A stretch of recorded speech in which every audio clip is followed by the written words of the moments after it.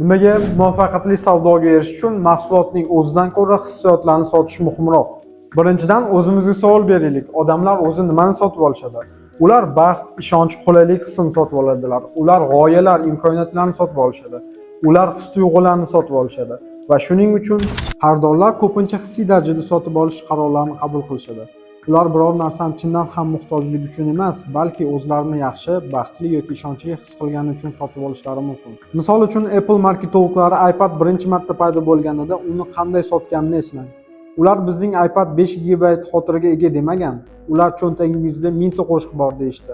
Mahsulotning ushbu jozibali taqdimoti hissiyotlarni uyg'otadi. Ushbu qurilma yordamida hayot, musiqa va quvonchga to'la bo'lishini aniq ko'rsatib beradi. Hissiyotlarni sotish orqali siz yanada kuchliroq sotish texnikasidan foydalanasiz.